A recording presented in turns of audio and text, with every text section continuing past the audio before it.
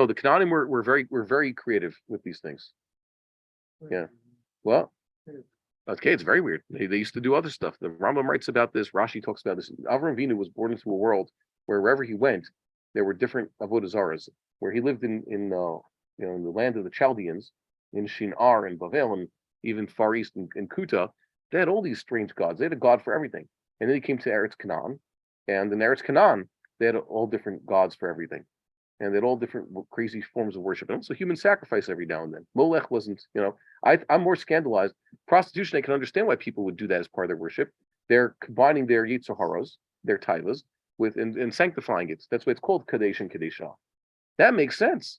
But the child sacrifice, that only exists in the Western world nowadays.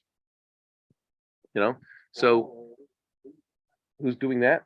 The abortion movement.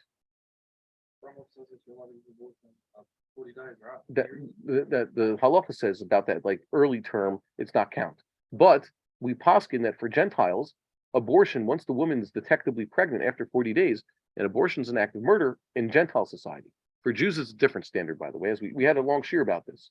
But for Gentiles in Gentile society, that gives abortion in a case where it's not a matter of life and death, or other halachic exceptions, or just a thing you do, that's murder. And that's explicit in the Torah and in the Talmud.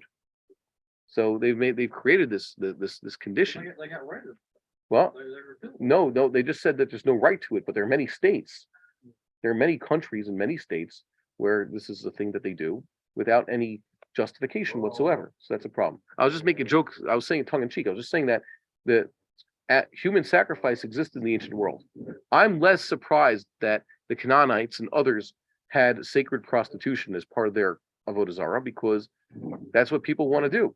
I think the other stuff is just crazy. And the Egyptians also. Abraham ended up in Egypt, where the Egyptians, of course, had many different gods. And they heard about, you cross the Mediterranean Sea, you get to the land of the Greeks and the islands, where they have also different gods for different things, right? Avram Avinu was born into a world where the Egyptians were already a major world power at the time, the biggest world power.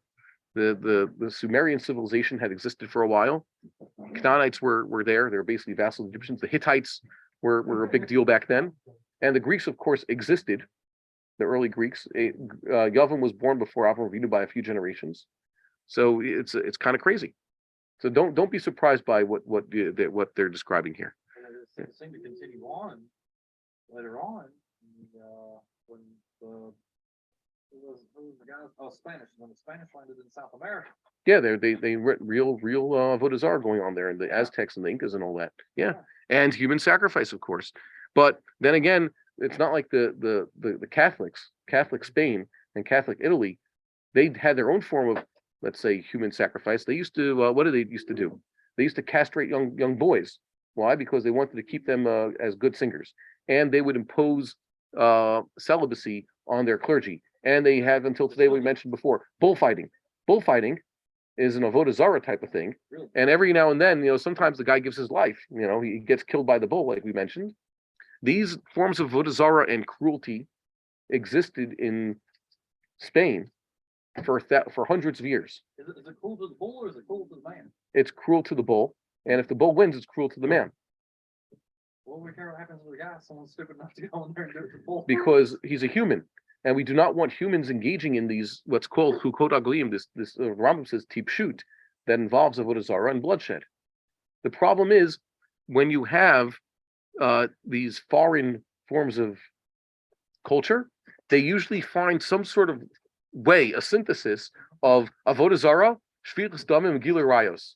There's always a little bit of each involved. Some are more shvichus damim than the others. Some are more gilui rayos, and some are more avodah zarah. But they always have a little bit, mixed in. They come in different proportions. That's all. So you shouldn't be surprised that there should be avodah zarah. There should be a little gilui rayos mixed in with the avodah zarah. There's also shvichus damim mixed in. They all come in different, I guess, in different proportions depending on where and when you are. The Torah commands that Jews and Gentiles alike live in societies where the big three averos, among other averos, are not tolerated. Period. Zero tolerance. Okay. So for shvichus damim, gilui rayos, and avodah zarah, shvichus damim is bloodshed. Okay. Gilui rayos is immorality, the forbidden relations, and avodah zarah is idolatry. Those big three destroy society, zero tolerance. Those who perpetrate acts in, let's say, a Gentile society are to be put to death if they're convicted by a court of law. And there's due process given to them, but they're to be put to death. There's no in between. There's no locking them up. There's no fines. There's just death. Murderers are to be put to death. Yeah. I was listening to some British people, actually commentators this week, talk about how, the European Union and other advanced civilizations have gotten rid of the death penalty, and they're wondering why crime is up. And then discover the places where they actually have a little bit of the death penalty for the worst killers around, it actually improves society. Well, lo and behold, that which the Torah prescribes is actually put into practice, and it improves people. Who'd have known?